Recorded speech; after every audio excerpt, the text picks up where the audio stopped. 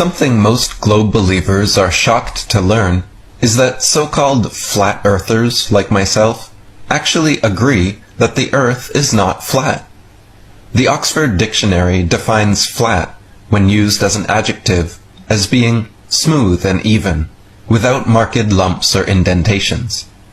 The Earth most certainly has lumps and indentations across its expanse in the form of hills, mountains, and valleys, peaks and troughs from the heights of Mount Everest to the depths of the Mariana Trench, and in that sense, the world is definitely not flat. There is more than one definition of flat, however, and when used as an adverb, for example, the Oxford Dictionary defines flat as being in a horizontal position.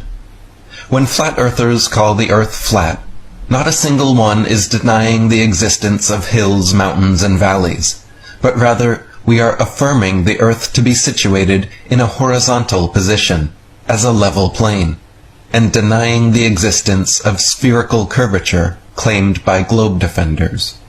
So the Earth may not be perfectly flat, but one thing that always remains so are large bodies of water at rest.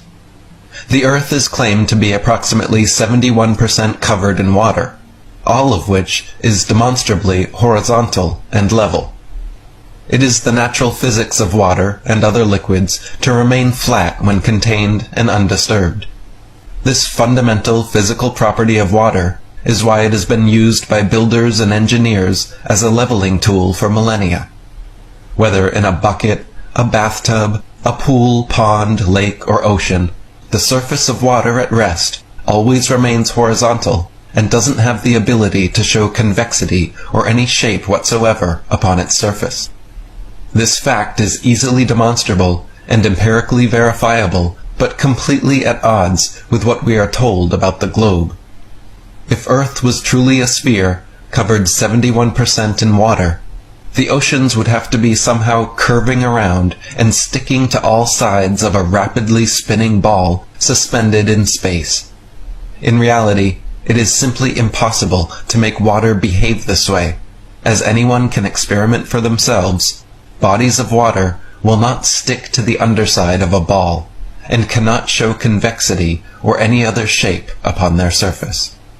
Furthermore, while the entire Earth may not be flat, vast expanses ranging hundreds of miles, from the Great Plains of America to the salt flats of Bolivia, do not vary in elevation more than a few inches or a few feet over their entirety. For example, the Pampas of South America form a bare horizontal surface of nearly 1,000 miles from the Andes to the Atlantic. The Llanos of the Orinoco form a plain of grass larger than the entire country of France, 250,000 square miles, as flat as the surface of the sea. The area between the Carpathian and Ural Mountains also exhibits nearly a perfectly dead level, scarcely rising at all over its 1,500 miles. In a 2003 experiment done by university geography professors using topographical geodetic surveys, found that the state of Kansas in America was actually flatter than a pancake. Measuring with a confocal laser microscope, the flatness ratio of a pancake figured to 0.957, whereas the entire state of Kansas, covering 80,000 square miles, was determined to have an incredible flatness ratio of only 0.9997, making it literally flatter than a pancake.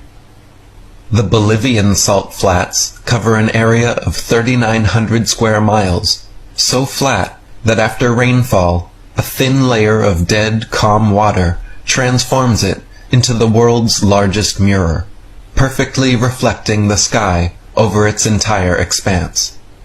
In fact, every continent on Earth actually features plains several hundred miles in extent, so much so that the National Geographic Society claims more than 1/3 of the world's land areas are plains.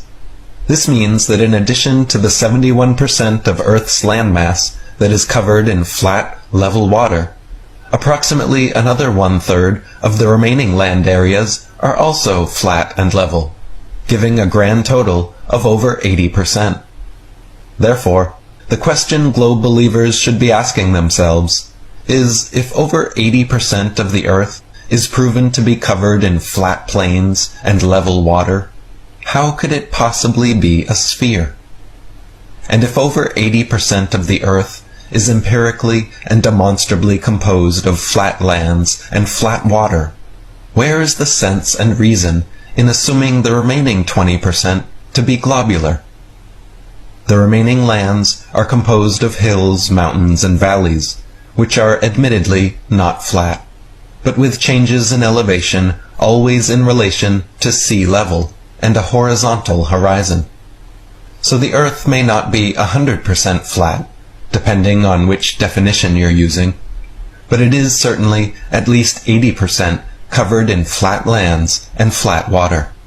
And the remaining 20%, no matter how you try to squeeze and force fit it into the heliocentric model, is impossible.